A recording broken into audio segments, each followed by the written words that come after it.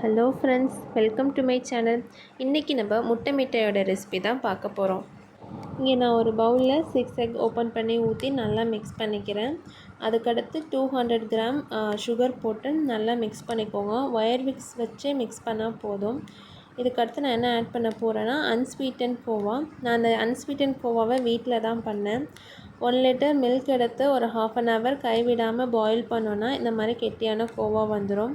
இந்த மாதிரி ஹோம்மேட் கோவாவில் பண்ணிங்கன்னா இன்னும் கூட டேஸ்ட்டு நல்லாயிருக்கும். கோவாவை போட்டு மிக்ஸ் பண்ணுறப்போ கொஞ்சம் கட்டி கட்டியாக இருக்கிற மாதிரி தான் இருக்கும். அதெல்லாம் ஒன்றும் பிரச்சனை கிடையாது. ஒயர் விஸ்க் வச்சு நல்லா நம்ம மிக்ஸ் பண்ணுறப்பவே கோவாலாம் கட்டி கட்டியாக இருக்கிறது ரவை கன்சிஸ்டன்சிக்கு வந்துடும். மிக்ஸ் பண்ணதுக்கப்புறம் நல்லா நைஸாக ரவை மாதிரி ஆகிடும். இதுக்கப்புறம் நான் என்ன ஆட் பண்ணேன்னா ஏலக்காய் தூள் ஆட் பண்ணுறேன். ஏலக்காய் தூள் ஃப்ளேவர் எனக்கு பிடிக்கும், நான் ஆட் பண்ணியிருக்கேன். ஒரு சில பேர் அதில் ரோஸ் எசன்ஸ் 1 ட்ராப் இல்லை 2 ட்ராப்ஸ் போடுவாங்க. ஏலக்காய் தூளும் போட்டு நல்லா மிக்ஸ் பண்ணிக்கோங்க.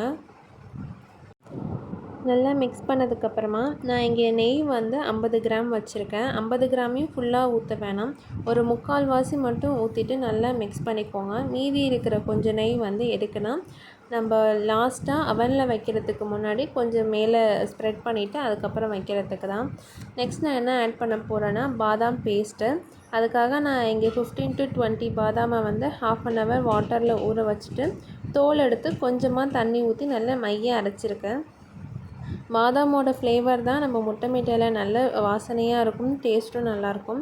இதை போட்டு நல்லா மிக்ஸ் பண்ணிக்கோங்க. மிக்ஸ் பண்ணிவிட்டு ஒரு சாஸ்பேனில் மாற்றி நம்ம குக் பண்ண வேண்டியதான். நம்ம கடாயில் போட்டு ரொம்ப நேரம் குக் பண்ணணுங்கிறது அவசியம் இல்லை. ஒரு 5 to 10 minutes போட்டு கொஞ்சம் நேரம் நல்லா மிக்ஸ் பண்ணோன்னா கொஞ்சம் கெட்டியான பதத்துக்கு வரும்.